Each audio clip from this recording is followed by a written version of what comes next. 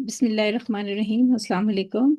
I am Dr. Shazia Touqeer, Assistant Professor Physiology Department, Ayub Medical College, Abbottabad. And today I am going to present my research, which is about association between procrastination and motor and cognitive fatigue among students. It was a cross-sectional study. In introduction, we know procrastination is the act of delaying or postponing the tasks or decisions, often by choosing to engage in less important, often enjoyable activities instead of focusing on tasks that are necessary or have deadlines.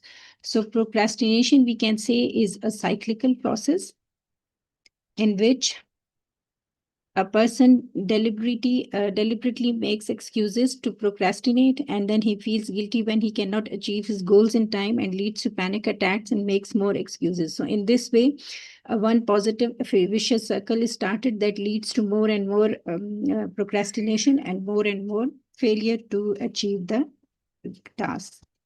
So these are the causes of procrastination, and among these, the on the top of is causes of the procrastination is the fear of failure or the fear of success or undue goal setting in person's mind. He becomes overwhelmed. Then there may be an idea of perfection driven by negativity and self-doubt. So it leads to formation of misaligned goals and tasks and unworthy reward thereafter. Then obviously this will lead to the failure, and in this way the person will further procrastinate his tasks and he will have different kinds of cognitive and behavioral problems. Motor fatigue and cognitive fatigue refers to different types of exhaustion that affect the physical and mental functioning of a person.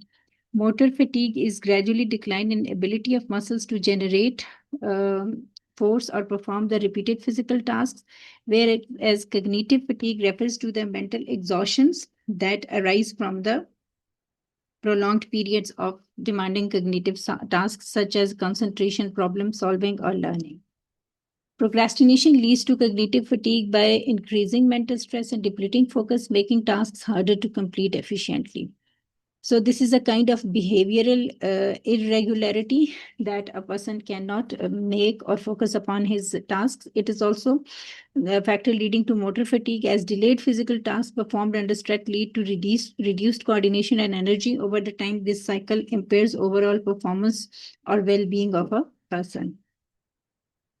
So the rationale of this study is that procrastination is not simply a habit. It has measurable effects on both mind and body, and by showing its link to mental and physical fatigue in adults, our finding expand the view of procrastination from being just an academic delay to a factor that affects overall well-being. So in our part of study, this has never been assessed before. So we have an objective to evaluate that procrastination is a significant predictor of overall performance, both motor and cognitive, with higher levels of procrastination leading to increased fatigue. Regarding the methodology, it was a cross-sectional study, questionnaire-based design, and conducted in Ayub Teaching Hospital, Abbottabad. Sample size was calculated using WH criteria with the help of online software. And that software was Open API version 3.01, specific for cross-sectional studies. 95% confidence interval and 5% margin of error was accepted, and prevalence of procrastination was 50%, and a total of 206 participants were included in this study by convenience sampling method. Data was collected using a self-administered structured questionnaire. It consists of 2 sections: demographic information of the subject's age, educational level, and sleep. And in the second part, procrastination and fatigue was assessed on a 28-item 5-point Likert scale instrument, assessed procrastination behaviors and symptoms of cognitive and motor fatigue. This data was analyzed by SPSS version 25, and a p-value of less than 0.05 was taken as statistically significant. The reliability analysis of this questionnaire was done, and the internal consistency of the both scale showed Cronbach alpha value of 0.878, 87%, indicating a high reliability index. So this is in the results portion. This table shows us the results of different frequencies of different groups used in this study according to the age, educational level, and sleep hours of the subjects. In the age, in the all the three groups, there were 4 subcategories: 1, 2, 3, 4. In the age group, the maximum participants were in the age group of ranging between 21 and 25 years, 51.94%. 15 to 20 years were second most, 46.12%. So the vast majority of our study population was belonging to the younger age group. And this is the time period in the time period of their educational and academic selection peak time. Education level, the 4 categories used, and the maximum presented in the graduate level education, 84.95%.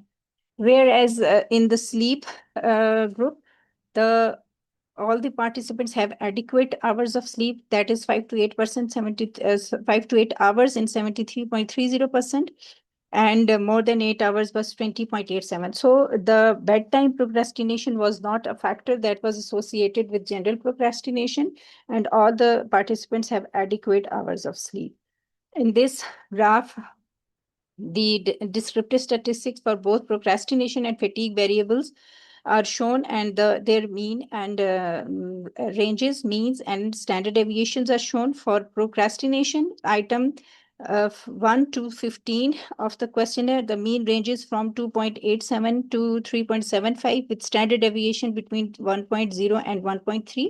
So it's suggesting a moderate variability in responses. Similarly, the same observation was found in the fatigue item of the questionnaire, which showed also the moderate variability in the responses. So Pearson's correlation coefficient shows a significant value less than 0.01% and shows the significant association between fatigue and procrastination. So in regression analysis, this table shows or reflects a direct and notable impact of procrastination on fatigue levels. The model's F statistics of 60.096 is highly significant, less than 0.001, confirming that the relationship between procrastination and fatigue is statistically strong and not attributable to the random variation. In our study, we found that procrastination resulted in increased motor and cognitive fatigue. Similar results were also seen by other international studies like Roster and Ferrari and Seoris et al. In year 2020 and 2023. So procrastination is associated with low mindfulness and higher fatigue levels, and it was more frequent in individuals who have self-regulatory failure. So we come to the conclusion that there is a positive relationship between procrastination, motor, and cognitive fatigue. Procrastination, while often dismissed as a mere habit, has profound impacts on both cognitive and motor fatigue. The delay in task execution is not only increasing the mental strain, but also affects the physical performance. Addressing procrastination through better time management, self-discipline, and stress reduction techniques can help mitigate its effects on fatigue, leading to improved productivity and well-being. So our recommendations would be that larger sample size with more diverse age and educational level are used, then the results would be more significant. Full-time and part-time students should also be separately categorized and included in the study. It can cover more areas of KPK and Pakistan. So our recommendation is that future research using longitudinal designs could help clarify cause and effect relationship and examine how factors like stress response, executive functioning, and emotional regulation might influence this connection. So these are the some references which are used in the preparation of this presentation. And I must say thank you all for your time and concentration. Thank you so much.